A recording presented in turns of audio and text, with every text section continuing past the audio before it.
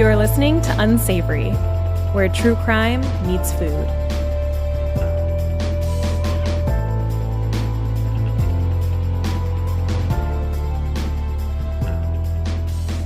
Hello, everyone. I'm Sarah. And I'm Becca. And you're listening to Unsavory. Season 3 of Unsavory. We are back with a brand new season filled with scandal and crime and fraud and, of course, lots of food. Mm-hmm. And best of all, a consistent posting schedule. You heard us right. Every 2 weeks, you'll get a new episode of Unsavory. We're saying it here and now, live, sort of live on the air. Yeah. Every 2 weeks. Every 2 weeks. I feel like I would normally ask Jeff to edit that out just in case, but we are friggin' ready for this one. We've been preparing, flexing our podcast muscles, and we are ready to bring you what I think is probably going to be the best season of Unsavory yet. Agreed. We've been doing all our vocal exercises, writing, researching, resting, the most important one, and we're ready. And today, we're starting it off with an amazing story. It involves Fruitarianism, Orthorexia, fraud, the Canadian wilderness, and most importantly, good old Canadian hospitality. Are you ready? I'm so ready. Let's do this.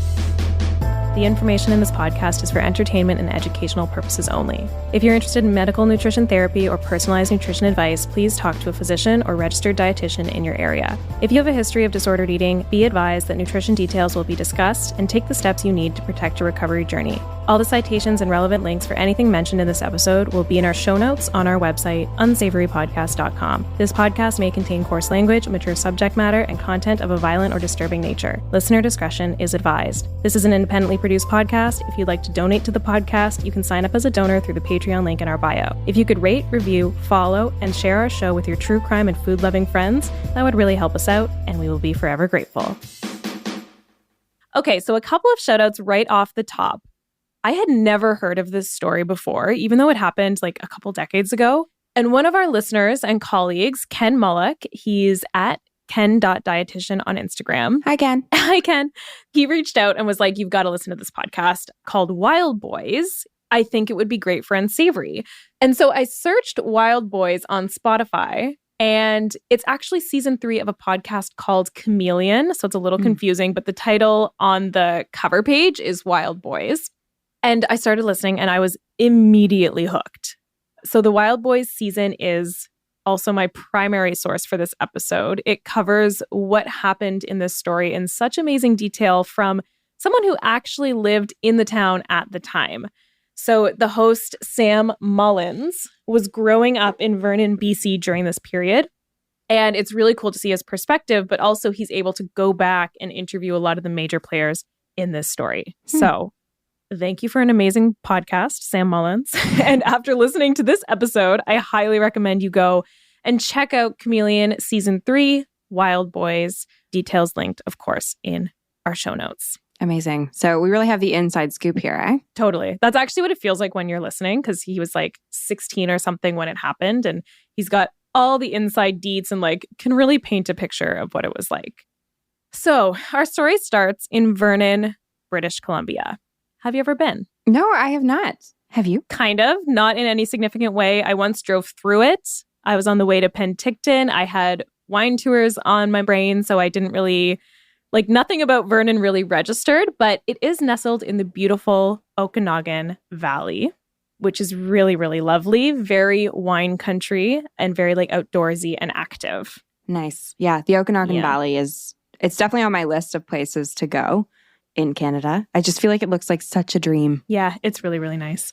And so like most of Canada, Vernon gets some pretty chilly winters, of course, but they also have this really long, hot, kind of dry summer that is perfect for growing fruit. Not something you always think about in Canada, but cherries, peaches, grapes, you name it. They've got wineries and farmers markets all over. It could even be considered like the fruit basket of Canada.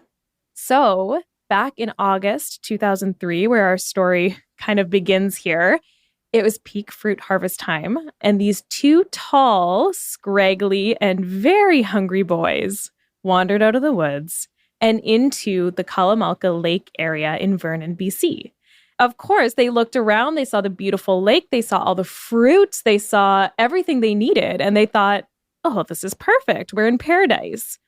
And something to note, these two particular boys had never seen a TV before, had never had a birthday party, had never used electricity, had never been to a doctor, but they had definitely seen fruit before. And in fact, they really liked fruit, but we'll come back to that later. Okay. So, more about Vernon. It's a town of just over 40,000 people. It's filled with young families and retirees. And so when these two very tall, over 6 feet, and very thin boys come out of the bush looking all scraggly and start hanging around the local general store and visiting the local health food store to, of course, stock up on mass amounts of fruit, people really notice. It's not the easiest to blend in Vernon because it really is that small town vibe. The boys were very quiet. They kept mostly to themselves. And when they did speak, it was the older one of the two that did most of the talking. Okay. So are these boys, are they brothers, friends? They are brothers. I don't think, like when they arrived in the town, I don't think that was immediately obvious, but they are in fact brothers. Okay. And the younger brother was much quieter, but he was the one that really captured the town's attention. His clothes hung off his 6-foot frame, and he looked so thin and frail that people were seriously concerned. It looked like he might collapse at any moment. And so the people of Vernon, BC started calling the local police and the RCMP and started reporting that, hey, there's these strange boys hanging around the general store, hanging around the health food store, and we have some health concerns about them. But since the boys weren't actually doing anything illegal, there wasn't too much that the police could do. Yeah, leave it up to a small town to call the cops on misfits, eh? I know. They're like, these people look weird. Can you check it out? I feel like that would never Meanwhile, happen in Toronto, like ever, they'd be like, yeah, so what? Everyone looks weird. Okay, so now I want to introduce who I consider to be the hero of our story, Tammy Ryder. And I cannot pump Tammy up enough, especially when you listen to the Wild Boys podcast. Like, she's in it. She's an angel. She's so sweet. And there really wouldn't even be a story here at all if it wasn't for Tammy.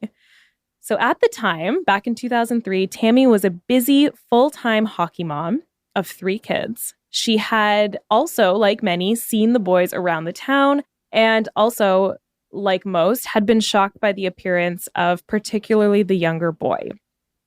But unlike many other residents, Tammy had to do something. That's just who she was. And so she did.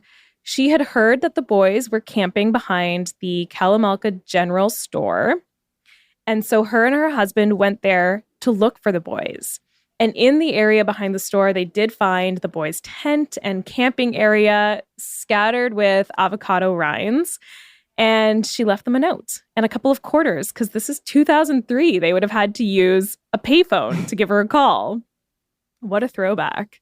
Tammy sounds so sweet, but I'm already a little bit suspicious, not of Tammy, of course, but of these boys. Like, where are they getting avocados, like ripe avocados from the middle of Canada if they're living in the wilderness?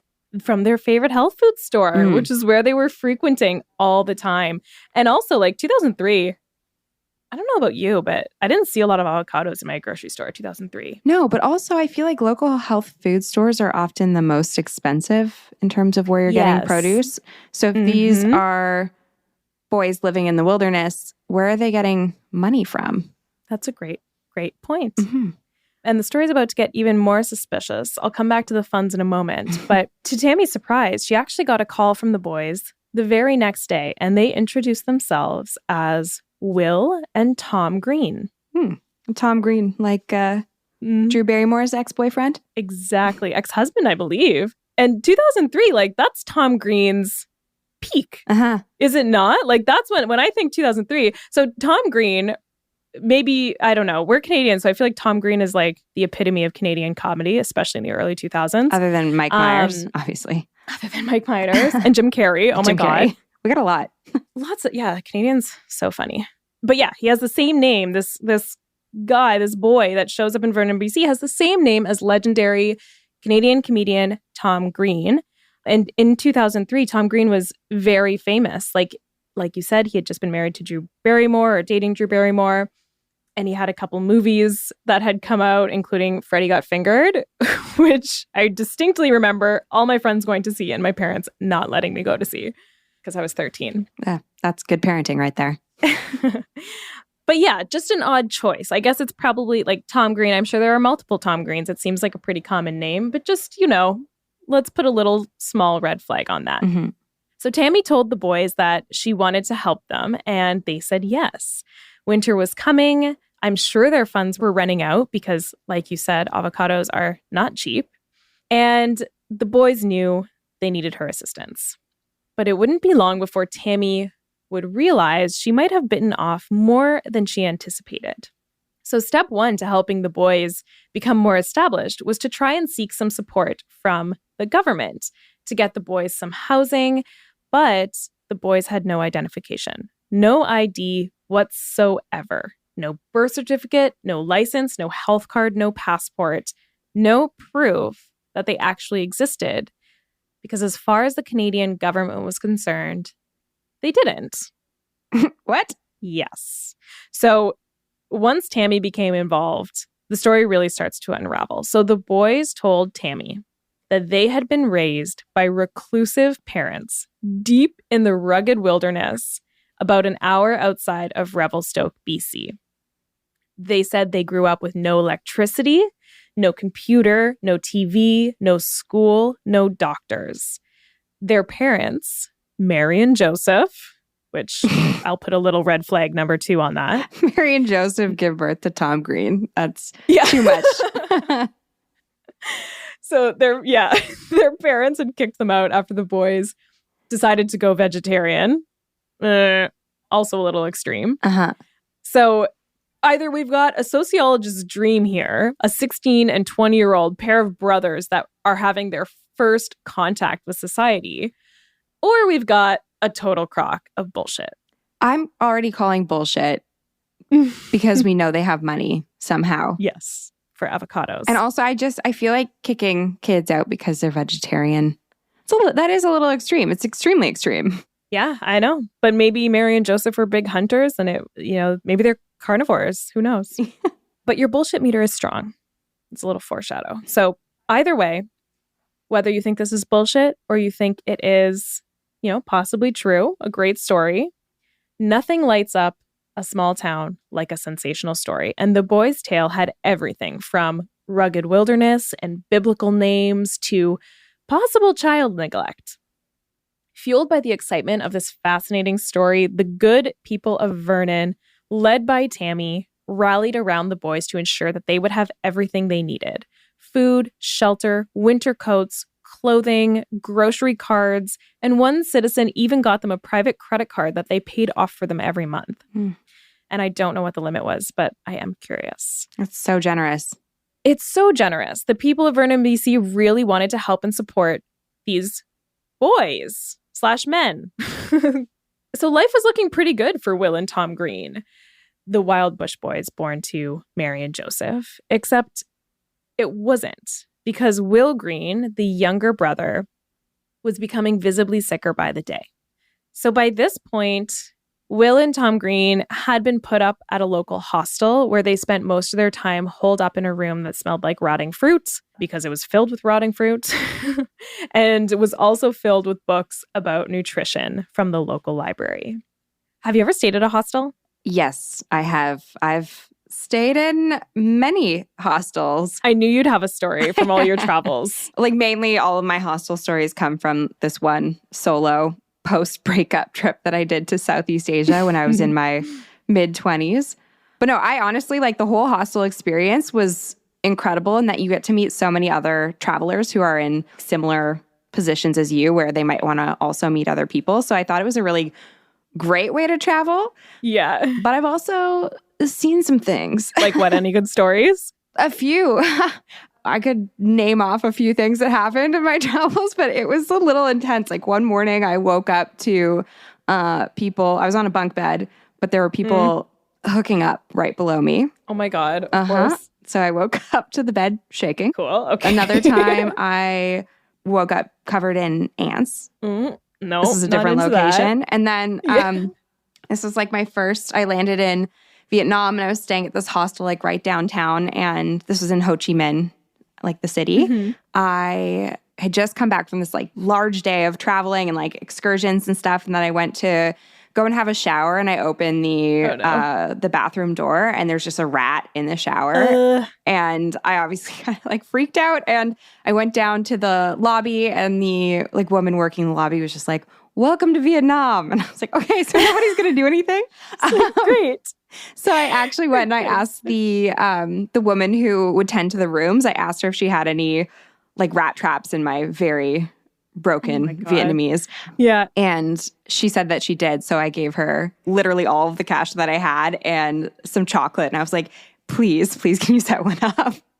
But I was just so tired from traveling that I ended up just staying there. Like I didn't move or anything like that. But oh my God. Yeah, that's a lot. Stories. Yeah. Those are I think those stories perfectly illustrate a little glimpse of hostel life. It's not necessarily the most glamorous setup, but it is where free spirits and lonely travelers and post-breakup 20-somethings come together. And they usually attract a crowd that's looking to kind of connect and socialize. And so you think it would be the perfect place for some boys to make friends with, like a non-judgmental, fun, welcoming, open crowd. But Will and Tom weren't really mingling with the others. In fact, the only time they left their room was to visit the health food store to buy more fruit. And for those nearest to the boys, at the time, it was becoming clear that their relationship with food was a little different, especially for Will, the younger brother. So Will only ate fruits and things that he considered pure, which was mostly fruits and avocados, which is also a fruit, but noteworthy. He really liked his avocados. Oh, no. I really do empathize with these boys if their story is true. And I can understand why they might even be drawn more to like quote unquote whole foods if that's kind of what they grew up with in the wilderness. But I feel like you need more protein. You totally need more protein, especially for a growing boy. Will was only 16 and he was visibly malnourished to the point that people were seriously concerned. So they were certainly captivating the attention of locals, but their story was about to create a buzz around Vernon, BC, like Vernon had never seen before. So the first news article about the boys showed up in November 2003, only about 2 months after they first appeared in Vernon. And right away, the public was hooked. It's a good story, right? Everyone likes, the idea of someone who is raised in the woods and then enters society. So the story spread nationally and then internationally, and with more attention, the cracks in the story slowly started to show. So the story evolved from 2 boys that had never seen civilization to 2 boys that had gone into Revelstoke once a year with their parents. 2 boys that had never seen a TV soon became 2 boys that had watched a handful of movies throughout their childhood. And as the story became bigger and bigger, these little inconsistencies started to become more obvious. And the more Tammy spent time with the boys, she actually started to notice that their vocabularies were really well developed, almost like they'd already been to school. And they seemed pretty comfortable on the computers available at the hostel, almost like they'd used them before. Okay. I did want to say something earlier because you mentioned that they had the library books in their room too. And what to do when you get to a library is a process. I feel like you need somebody to show you what to do. I'm sure maybe if they really wanted books, they would have just like gone in and asked. But it just seems like a little bit suspicious that they would even know what a library was unless they had previously like been to one or frequented one. Definitely. Yeah, the Dewey Decimal System is not exactly user-friendly. That's a great point. And so with more and more cracks in the story starting to show, there was still one thing that seemed to take precedence above all else. Half the town was kind of divided. Half of them thought they were lying and full of shit. The other half really believed them and was like, stop doubting these boys. We got to help them. But no matter what side you were on, the one thing that was really, bringing the town together to help the boys was the health of the younger brother, Will. Right. So behind the scenes of the media frenzy, Tammy's mom instincts were kicking in hard. Will needed help stat. She tried talking to Tom about Will's eating habits, but Tom seemed to shrug it off. But it would later be revealed that even behind closed doors, Tom was telling Will a lot of the same things that other people were telling him. Try this, you have to gain some weight, you're too thin. But it was all in vain, because by this point in time, Will was so deep into the throes of his illness that he wasn't really thinking clearly. Someone else had noticed Will's weight loss as well, Corporal Henry Procey from the Royal Canadian Mounted Police. So Procey had been involved in the boys' story right from the start, but not as a supporter like Tammy. He was the boys' biggest skeptic. He spoke to the boys a couple of times before, and he found them to be really odd, and not in the raised in a bush kind of way. They were uncooperative and standoffish, and it was obvious that they didn't like police. And it was clear that he wasn't going to get any legitimate information from them. So he started asking around. He asked his colleagues in Revelstoke if they'd ever seen a bush family in the woods nearby, and they had not. So there was no way to corroborate the boys' story. And as Will's health continues to deteriorate, Tammy and Corporal Procey, who were originally on different teams, kind of come together, and they both decide to help Will, the younger brother. So Procey decided to invoke Canada's Mental Health Act and apprehend Will, because at this point he was 6'1" and he only weighed 84 pounds. Wow. So really very, very dangerously thin. So Will was on his regular walk to the health food store when Procey caught up with him.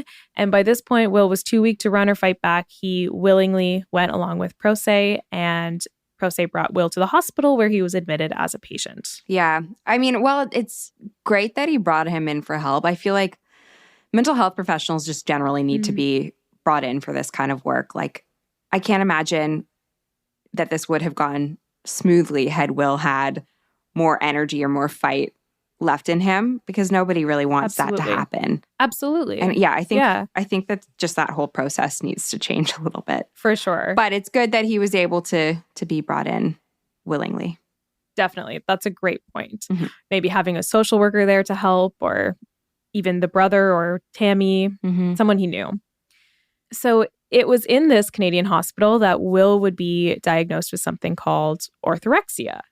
So orthorexia is not an official diagnosis because it's not actually recognized as an eating disorder in the DSM-5, but it is recognized by many health professionals as a state that can have a significant impact on one's health and well-being. Orthorexia is defined as an unhealthy focus on eating in a healthy or pure way. And I have healthy and pure in quotation marks, because that can be very different for each and every person. And of course, eating nutritious food is health promoting and it is important, but in orthorexia, it is taken to the extreme in a way that often leads to social isolation, stress, guilt, and anxiety. So some signs of orthorexia include worrying about food quality and certain ingredients or nutrients, avoiding eating out of the house or foods that were prepared by others, being fearful of getting sick or developing a chronic disease, obsessing over food research, refusing to eat a wide variety of foods, and being overly critical of others' food choices. And if any of those points resonated with you or maybe made you think of someone in your life, we do have some eating disorder helplines in our show notes. Yeah, honestly, working with clients now, I feel like you start to realize just how common this type of eating behavior is too. So I feel like disordered eating patterns are everywhere in society, and like something really does need to change. I'm surprised that orthorexia hasn't been added to the DSM-5 yet. Yeah. They recently added binge eating disorder. Well, that's good. Binge eating disorder definitely deserves to be in the DSM-5, very common. And I do wonder if in the next iteration of the DSM, orthorexia will be added, because you're right. It is so common and in such varying degrees, right? Like, I feel like it's actually almost normal, or so common that it's normalized to have just, the small problematic beliefs around food. I hear them tossed around all the time at dinners, at social gatherings. And those, you never know how someone's going to pick up on little comments or what they can do with that information and whatnot. So, yeah. And orthorexia, I feel like it's so, they're all intertwined with mental health and stuff like that, but it's such a tricky one because it can come across as somebody being super interested in nutrition, whereas internally it's causing a lot of anxiety because it can, as you said, I think like hyper focusing on research and stuff like that. Yeah. Like that can look like somebody who's just really interested in nutrition, whereas inside they have severe anxiety about it. For sure. And you see like so many people on social media and health influencers and things like that look like they're doing great. And they might look like a vision of health, but you don't know what's happening internally if they're experiencing a lot of stress and a lot of guilt and a lot of anxiety. So yeah, it's definitely something that deserves to be talked about more. Agreed. Okay, so in the hospital, Will was able to work with healthcare professionals and find ways to optimize his diet to make sure that he was meeting his needs. And the thing was that Will actually did eat a lot. He ate high volumes of fruit and just fruit. So he was missing out on a lot of key nutrients that his all-fruit diet just didn't provide. In the hospital, he was actually doing really well and he was on the path to recovery when something happened that would bring it all crashing down. His older brother, Tom, decided to do a media interview. Oh, no. The boys were notorious for keeping to themselves and not speaking to the media, but when a journalist reached out, Tom thought this might be his perfect opportunity to convince the Canadian government to actually give him a form of identification so that he could get a job and be more independent. So Tom decided to do the interview, and he even brought a camera into Will's hospital room and filmed them playing cards together. Okay, did Will know that he was being filmed, or was this like top secret? No, he knew. Okay, good. I'm not sure if he knew like that it would be broadcast nationally and internationally, but he knew that he was being filmed as part of an interview. Okay. And when the interview did air, it aired everywhere, including California. Nice. So shortly after the interview aired, the journalist at CBC got an email saying, those wild bush boys are my brothers. And not long after that, they got a call from a woman saying, oh my gosh, those are my sons. I'm their mother. And it was Diane Horn, a mother of 4 from the beautiful suburbs of Roseville, California. Oh my gosh, here we go. I know. It all comes crashing down. So sure enough, once the journalists looked up the names that Diane Horn, the mother, had given them, Rowan and Kyle Horn, there they saw the faces of Will and Tom Green staring back at them from Missing Persons website. Okay, so why then would Tom do an interview if they were seemingly in hiding? Yeah, excellent question. And definitely not his smartest move. I think he thought that it wouldn't be broadcast in the States. I think he thought it would be like Canadian news and that it would give him the leverage he needed to get that ID and get a job and be more independent and like their life would be more sustainable in Canada. But it didn't work out that way. So just to verify the boy's identity, Diane tells the journalists that they can verify Rowan. Rowan is Will, the younger one.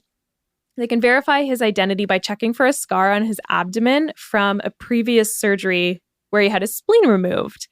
And so they asked Tom, aka Kyle. Kyle's the real name. Okay. Does he actually have a scar there? And Tom was like, yeah, he's got a scar there. So there it was. The secret was finally out. The 2 Canadian wild bush boys that had captured the hearts of Canadians and sparked imaginations worldwide were actually 2 boys from a loving, stable, supportive home in California. And they had been taking advantage of the generosity of Vernonites for months. The worst part of this is how much this experience hurt Tammy. So she was so sweet and supportive. She'd been a champion for the boys. And you can hear her talk about her experience with this like on the Wild Boys podcast. But it's painful for her. It was embarrassing. Right. She felt awful. And she had taken time away from her own family and kind of rallied the whole community to help take care of these boys.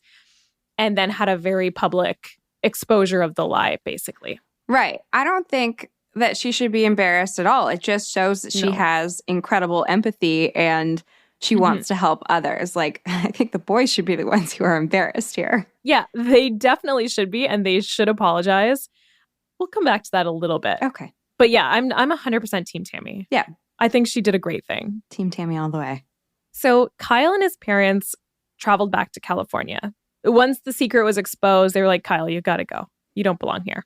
So they went back to California. Rowan was able to stay until he was more medically stable in the hospital. And by the time he left, he had racked up about $68,000 worth of medical bills and left a lingering sour taste in the mouths of the good people of Vernon, BC. Do you think that the Canadian government would help fund it had they not found out that he was American, like help fund his medical bills? Yeah, I do. I bet. I don't know for sure, but I bet like if he was actually technically a Canadian citizen born in the wild woods of Revelstoke, I think they probably would have been more inclined to cover it. Yeah, they might have maybe opened a greater investigation to try to find the parents. But like if they did find Mary and Joseph living in the woods, I think they would have been like, well, I guess he's a true Canadian citizen. And they probably would have covered it. That's just my guess. But I don't know if I actually comment on this later. So I do want to say like they did leave this like lingering sour taste in the good people of Vernon, BC, because they also didn't apologize. Like they didn't really see what they did as wrong. And that's going to become clear as I give you more background on Kyle and Rowan's situation. So it was like the whole town rallied and supported these boys for their little adventure, which we're going to talk about. But then when they left, they were like, I don't think they saw it as a fraud in the way that the people of Vernon did. Right. Okay, so why did these boys run away and end up in Vernon in the first place? So it turns out there is actually some truth to their story. So Rowan, the younger one, had become extremely into nutrition and adopted a highly restrictive, mostly raw fruit diet. And his mom had been worried about him. So she brought him to the doctor. And very long story short, part of the treatment plan was that he may have to rely on enteral nutrition, which, Becca, you and I know. I'm not sure if everyone knows the word enteral nutrition, but it's feeding through a tube, usually to the belly, but also to different parts of the digestive system if needed. So Rowan was absolutely terrified of having to rely on enteral nutrition, something his orthorexic brain frequently describes in the podcast as being force-fed garbage or poison, which it's not. It's truly a life-saving form of nutrition for many people. Rowan was not responding well to the local doctor's treatment plans, so often refusing to eat the rigid meal plans provided in hospital. And so there was a discussion about putting him into an inpatient mental health unit and providing him eventually with enteral nutrition or tube feeds. Rowan's mom, Diane, didn't want this to happen. And so she pulled him out of the program, and Child Protective Services actually became involved. Oh, no. And were planning to take custody of Rowan. Oh. So this sounds really dramatic, and like maybe the Horns could be endangering Rowan. He was young at the time, 15, 16. And so you kind of have to understand who the Horns are as people to understand how they got to this point. Yeah. So Diane and Roger Horn, they raised their children to question everything. That's the kind of people they are. They were religious, but they didn't prescribe to a specific religion.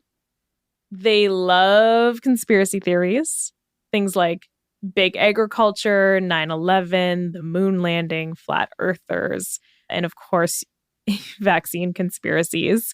They love to talk about them and kind of dissect them and, think about the real truth behind things. And they really, really, really believe in personal freedom and choice. So this is the kind of environment that Rowan and Kyle are being raised in. Right. I always find it funny when it's people who think that they question everything, but then don't question their own conspiracies. Totally. But actually, they kind of do. Okay. So when you listen to them on the podcast, they are conspiracy theorists. And, that's why they're religious, but, they don't prescribe to one religion because they're, questioning constantly and trying different things. And, I I think, for example, like flat earthers, like I don't think they are flat earthers. I think they just like to discuss the theory of flat earth. Okay. And then kind of go back and forth and like debate as a family. Like their sister is actually a dietitian. Their sister's a dietitian? A registered dietitian. Oh, I feel like these people would actually be very interesting to talk to at a party. Absolutely. Absolutely. I definitely think they're more conspiracy and more like counterculture than I tend to be. But I do think that they reason and try to see both sides of things. It's just like their conclusions. Well, okay, so I'm generalizing, but Kyle and Rowan were a little bit more counterculture than the other two siblings. Okay. So there's 4 siblings. Yeah, and one became a registered dietitian, which I love. But this is the environment, okay? They're questioning things, and they are a little wary of like the medical system. So when the doctors wanted to give Rowan enteral nutrition to help him gain some weight, Rowan was strongly opposed, and his parents kind of thought like, surely there's got to be another way here. And from the mom's perspective, I do kind of understand that. Like if that's going to cause your son immense distress, wanting to see if there's another way or not wanting to proceed with the enteral nutrition if it's going to be one of those things that cause a lot of anxiety or what have you. For sure. And it would, definitely. And he was still taking in a lot of food, right? Right. So I feel like maybe for someone who doesn't have a deep understanding of nutrition and like the different needs, the volume of food was there. It's just not nutritionally adequate. Yeah. So I can see how that would be confusing too. And so to understand how Rowan got to this point of being so fearful of hospitalization that he illegally crossed a border and set up camp in Vernon, BC, all to avoid getting enteral nutrition or eating certain different foods, it helps to understand his personal background a little bit more. So when Rowan was 9, he was riding his bike and he ruptured his spleen by, I think, going over the handlebars, and he had to get it removed. So a person without a spleen is more vulnerable to getting sick and has a compromised immune system. And this is what Rowan's told when he's 9. So that's heavy info for a 9-year-old boy to carry and process. So the doctors wanted to give him vaccines to protect him from certain illnesses because he has a compromised immune system. But Rowan declined, and instead, 9-year-old Rowan resolved to eat the healthiest diet possible as a way of managing his anxiety around his fear of death. So he wanted to be in control of whether he got sick or not, and he believed that his ticket to a long and healthy life was going to be the quote-unquote perfect diet. Okay. Yeah, this is actually really sad. I feel like information like that can be so easily misinterpreted by a child, and I don't know, I think of all of the wacky things that I used to believe as a kid, and I can completely understand how his brain kind of took that information and kind of fixated on it and started to create like rules for himself to try to protect himself. Like, absolutely. I feel like there's just maybe a lack of education, not on his part, but like the doctor or healthcare team should have educated him a bit more. So maybe he didn't fixate on the nutrition thing. Yeah, and maybe more age appropriately. Like he's 9. 9. You can't process at 9. You're a kid. Okay, so then in his preteen years, he starts to struggle with acne and his self-esteem plummets. So Rowan turns to the internet, the early internet, definitely not evidence-based internet. And he finds all sorts of forums filled with personal testimonies that suggest his acne is caused by diet. And I can just see, like, I've had this similar experience. Like, I can see the light bulbs going off in Rowan's young brain as he latches even further onto the idea that diet is what will keep him safe and also what will cure his acne. And I also used to have acne, and I would spend time on the forums because a personal testimony on a forum, someone describing an experience that you've had, can be really powerful. Yeah. And then you're like, ooh, maybe that'll work for me too. Oh, I'll try that too. And you end up trying all these like weird things in hopes of curing your acne or like boosting your immune system or whatever it is. It can be very convincing. But I also feel like that just goes to show like the accessibility of healthcare and like evidence-based information is just lacking. For sure. And that's frustrating to hear. And obviously I've done it before too, but when you think about it, it's because real information isn't as easily accessible. Yes. And then when you go to your doctor, you don't have like a ton of time to sit there and dissect like every individual experience you've ever had. Mm-hmm. And then on one fateful day, Rowan discovers Fruitarianism. So I don't know if you've ever, Becca, you probably have, but like if you've done a search for Fruitarianism, put on your skeptical goggles, like prepare yourself and do a quick search. But be warned that you'll find like a lot of people with dreadlocks, white people with dreadlocks, living in places like Hawaii, where they're eating tons and tons of fruit every single day and swearing that all you need to do is eat fruit to basically cure everything. Yeah. And spoiler alert, it's not sustainable and it's not healthy and it's not nutritionally adequate. Fruitarian diets run in extremely high risk of deficiencies for fat and protein and many vitamins and minerals. And Steve Jobs actually dabbled in Fruitarianism. Right. And if Steve Jobs can get sucked into the very convincing diet hype online, anyone can. Yeah. No, this is kind of like the eye-rolliest of diets, in my opinion, because it is mainly just drenched in privilege. Like you said, it's people living on beautiful islands, eating nothing but fruit. And normally they're staying in these villas that were probably like $1,000 a night. For sure. And when I was actually in one of my dietitian placements, I had to do some research on one of the more prominent fruitarians in this space. And those diets are not sustainable financially either. I did like a cost analysis of this woman's detox program, and I think it was 10 days worth of groceries was about $500. Oh my God. So and this was if you purchased everything from like my local grocery store, like Loblaws. So it's not balanced, it's not affordable, and in my opinion, it wouldn't be enjoyable either. For sure. Or satiating. Yeah. I feel like I would always be unsatisfied. Yeah. Love fruit, but need other things. Mm-hmm. Okay, so it was this fruitarian diet that finally pushed his mom, Diane, over the edge of worry and prompted her to seek the help of the medical system. Prior to the fruitarian diet, Rowan had been focused on healthy foods, like conscious of different additives, but he'd still been eating a relatively balanced diet with some variety. But when this fruitarian diet entered the scene, Diane was like, oh, something's up here. So they went to the medical system. That hadn't gone as planned. And now Child Protective Services was looking for Rowan.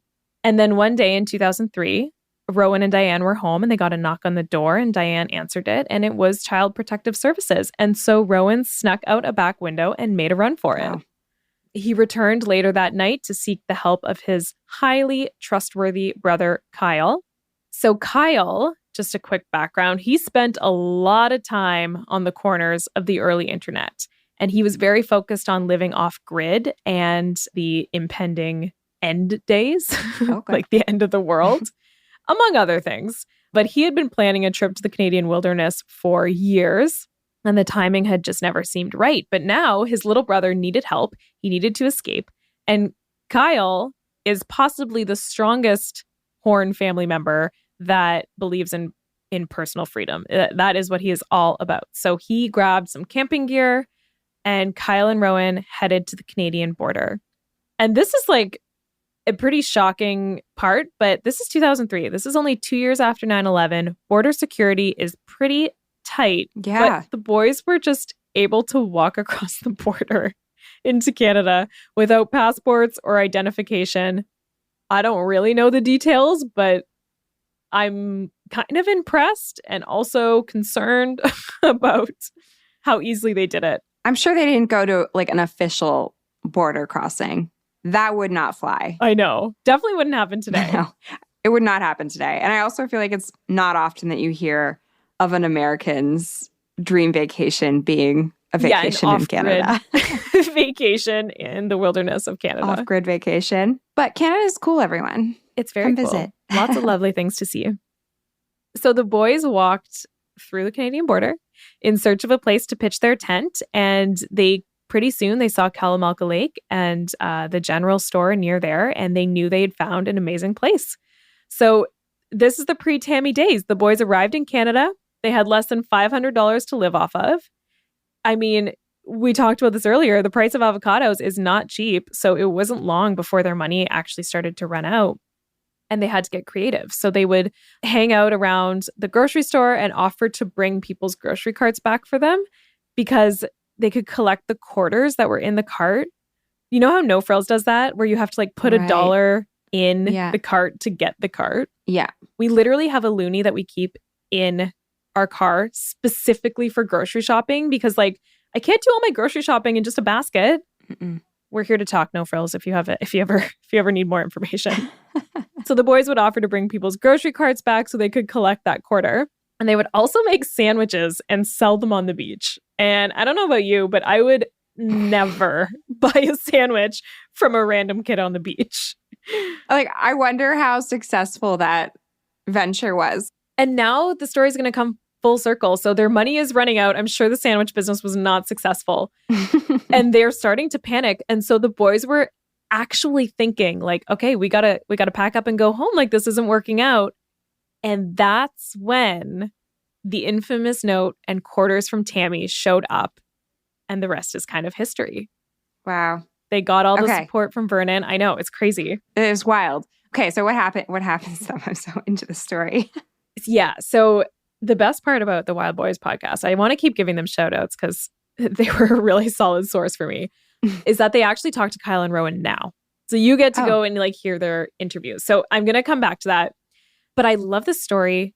And I think it's such a good way to start season 3 because A, it's kind of fun. It's not too heavy, not too serious.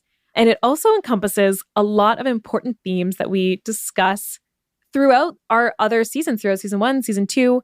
It showcases a lot of the risk factors that can lead to the development of an eating disorder. So something like a major health scare at a really young age and having a lot of health anxiety. And then the self-esteem takes a hit with teenage acne, which can be really rough for kids. And you see how he was perfectly primed to develop an eating disorder and then also raised in this kind of counterculture household that had a distrust of conventional medicine. And it really is like a perfect storm. Mm-hmm. And I think that's how eating disorders usually develop. Like, it's multiple different factors over years.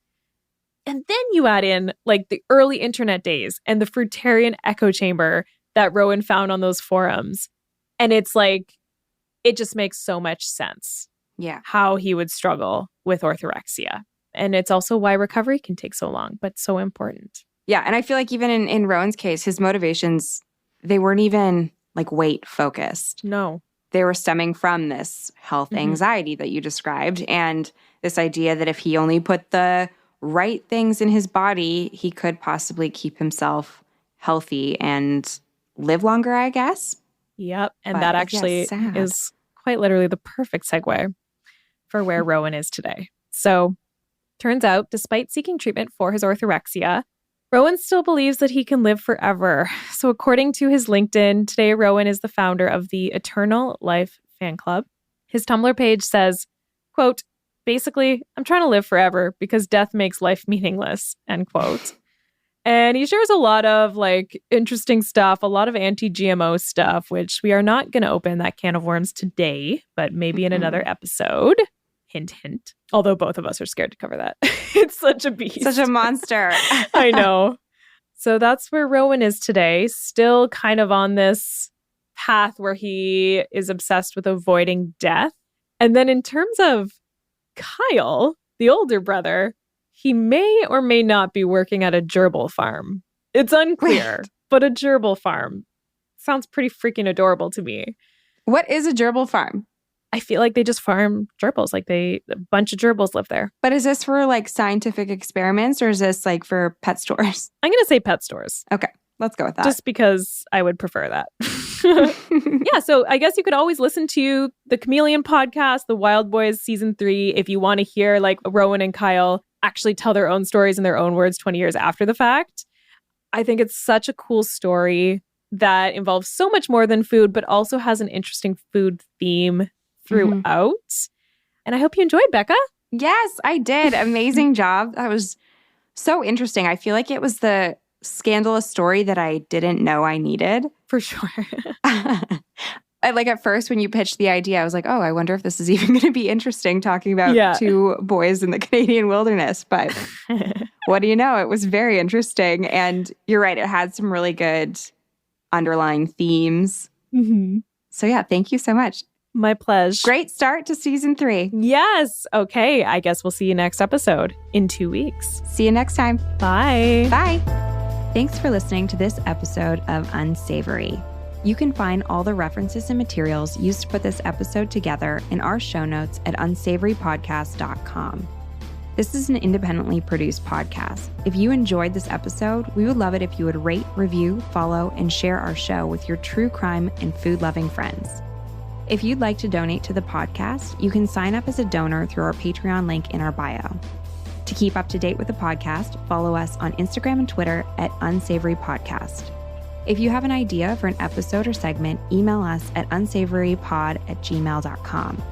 This podcast was recorded and edited by Earworm Radio. We highly recommend their services for all of your podcasting needs. You can learn more about them at earwormradio.com.